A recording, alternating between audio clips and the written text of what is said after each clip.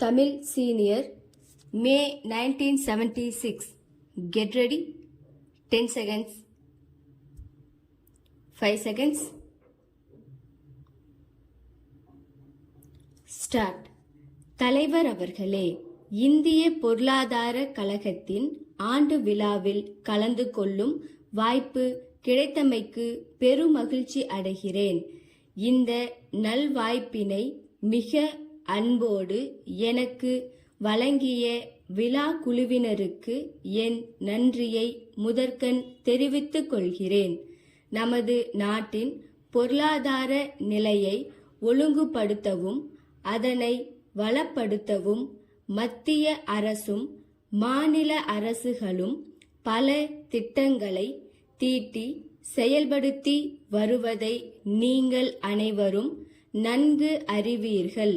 சமுதாயத்தில் ஏழ்மை நிலையில் இருப்பவர்களின் கஷ்டத்தை குறைக்கும் நோக்கத்துடன் விலைவாசிகளை சீராக வைக்கவும் வளர்ச்சி வேகத்தை அதிகரிக்கவும் திட்டங்கள் தீட்டப்பட்டுள்ளன. வருமானம், சொத்து ஆகியவற்றில் மிகவும் வெளிப்படையாக தெரியும் ஏற்றத்தாழ்வை படிப்படியாக குறைத்து ஏழ்மையை நாட்டை விட்டே துரத்தி அடிக்க வேண்டும். நமது நாட்டில் இன்று ஏழ்மை பெரிய அளவில் உள்ளது. இதை ஒரே தினத்தில் அகற்ற முடியாது. அதற்கு நாம் திறமையுடனும் நேர்மையுடனும் உண்மையுடனும் வேகமாக உழைக்க வேண்டும். நாட்டின் பொருளாதார வளர்ச்சிக்கு புத்துணர்ச்சி அளிக்கக்கூடிய புதிய பொருளாதார திட்டம் ஒன்றினை நமது தலைமை அமைச்சர் அவர்கள் சென்ற ஜூலை திங்கள் 1 தேதியன்று அறிவித்துள்ளதை நாம் அறிவோம். விலைவாசிகளை ஒரே சீராக வைப்பதற்கு இந்த புதிய திட்டத்தில் முன்னுரிமை வழங்கப்பட்டுள்ளது. அவசியமான பொருள்களின் விலைவாசிகள் ஏற்றத்தால் மிகவும் பாதிக்கப்படுபவர்கள் விவசாய தொழிலாளர்களும் நிலையான வருவாய் பெறுபவர்களும் தான் என்பதை நாம் அனைவரும் அறிவோம். விலைவாசிகள் விஷம் போல் ஏறிக்கொண்டிருக்கும் சூழ்நிலையில் பணவீக்கத்தை கட்டுப்படுத்துவதுதான் முக்கிய நடவடிக்கையாகும் என்று தலைமை அமைச்சர் அவர்கள் கூறுவதில் வியப்பொன்றும் இல்லை. கடந்த 1 ஆண்டு காலத்தில் அரசு தொடர்ந்து எடுத்த நடவடிக்கைகளின் காரணமாக விலைவாசிகள் குறைய தொடங்கியுள்ளன. கடந்த 6 மாத காலத்தில் மட்டும் விலைவாசிகளின் குறியீட்டு எண் சுமார் 7% குறைந்துள்ளது. உலகத்திலேயே ஒரு சில நாடுகளில்தான் இவ்வளவு குறுகிய காலத்தில் இத்தகைய விலைச்சரிவு ஏற்பட்டுள்ளதாக தெரிகிறது. விலைவாசிகளை கட்டுப்படுத்த வேண்டுமானால் உற்பத்தியை அதிகரிப்பது அவசியமாகும். அத்துடன் சரியான கொள்முதல் நடவடிக்கையும் சரியான விநியோக முறையும் மேற்கொள்ளப்பட வேண்டும். உற்பத்திக்கு தடையாக மின்விசை தட்டுப்பாடு இருந்து வந்தது. ஆனால் இந்த ஆண்டு மின்விசை உற்பத்தி 20% அதிகரிக்கும் என்று எதிர்பார்க்கப்படுகிறது. இத்துடன் தொழில் வளர்ச்சிக்கு தேவைப்படும் நிலக்கரி, இரும்பு போன்ற கனிப்பொருள்களின் விநியோகமும் அதிகரித்துள்ளது.